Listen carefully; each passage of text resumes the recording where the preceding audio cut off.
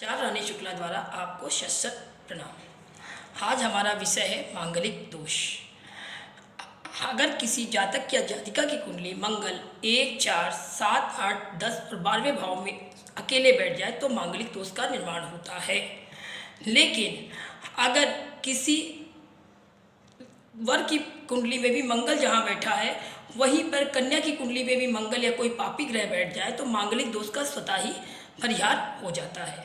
अगर मंगल और गुरु मांगलिक कुंडली में मंगल और गुरु साथ में बैठे हों या गुरु की दृष्टि पड़ रही हो या मंगल या चंद्रमा एक साथ बैठे हो या उनकी दृष्टि पड़ रही हो या मंगल या शुक्र एक साथ बैठ जाए तो मांगलिक दोष का स्वतः ही परिहार हो जाता है। यदि मांगलिक कुंडली में तीसरा पॉइंट, अगर किसी मांगलिक कुंडली में कोई भी पापी या क्रूर ग्रह बैठ जाए तो भी मांगलिक दोष का स्वतः ही परिहार हो जाता है। अगर किसी मांगलिक कुंडली में जहां मंगल मांगलिक दोष का निर्माण कर रहा है उस जगह कोई अगर उस ग्रह का स्वामी उच्च का हो जाए तो भी मांगलिक दोष का परिहार हो जाता है। अगर वर या कन्या की कुंडली 30 गुण से बन रही हो और गण दोष ना हो तो भी मांगलिक दोष का परिहार हो जाता है। मांगलिक दोष वाली कुंडलियों की शादी 28 साल से पहले नहीं करनी चाहिए। दूसरी बात कि मांगलिक दोष आजकल 75% कुंडली में देखने को मिल रहा है।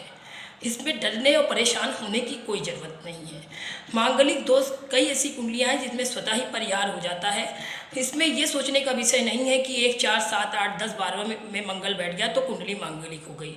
कुंडली का किसी अच्छे दोषाचार से अच्छे से विवेचन करा के ये जरूर देखना चाहिए कि मंगल की दृष्टि या मंगल पे गुरु या शुभ ग्रहों की या शुक्र की या चंद्रमा की दृष्टि तो नहीं पड़ रही जिससे मांगलिक दोष स्वतः ही समाप्त हो रहा है। उसके परिहार की कोई आवश्यकता नहीं।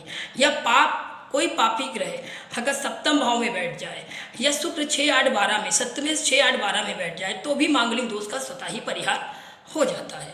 इस विषय पे ज़्यादा चिंतन की आवश्यकता नहीं है। अगर प्रथम भाव में मेष का मंगल, चतुर्थ भाव में वृश्चिक का मंगल और सप्तम भाव में कर्क का मंगल और द्वादश भाव में धनु का मंगल बैठ जाए तो मांगलिक दोष का स्वतः ही परिहार हो जाता है।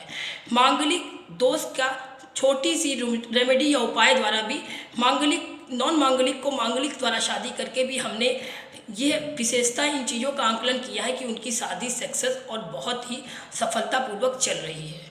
इसलिए मांगलिक दोष से घबराने की या परेशान होने की बिल्कुल आवश्यकता नहीं है, क्योंकि हमारे ज्योतिष शास्त्र और हमारी प्राचीन ज्योतिष विधाओं में बहुत से ऐसे परिहार हैं जिसमें गुण जाने पे आपको पता चलेगा कि मांगलिक दोष इतना घबराने का और इतना परेशान और इतना चिंता का विषय नहीं जितना आजकल के समाज में या इधर उधर भ्रांतियों के द्वारा ये चीज़ फैलाई गई है कि लड़की मांगलिक है या लड़का मांगलिक है तो उसकी शादी बहुत मुश्किल है। ये सब चीज़ें केवल एक भ्रांतियाँ हैं। उम्मीद और एक छोटे से उपाय या युति या दृष्टि या किस भाव में मंगल कहाँ बैठा है और कौन सी दृष्टि किस पे पड़ रही है शुभ ग्रहों की, इसकी विवेचना करके ही हम किसी कुंडली को मांगलिक या नॉन मांगलिक कह सकते हैं। उम्मीद है मेरी मांगलिक दोष की ये छोटी सी परिचर्चा बड़े सूक्ष्म शब्दों में मैंने आपको सरल भाषा में समझाने का प्रयास किया और आपको जरूर समझ में आएगी।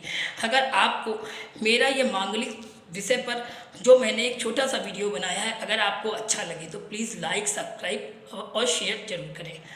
वंदे वाणी विनायक को आचार्य रानी शुक्ला द्वारा आपको सत प्रणाम।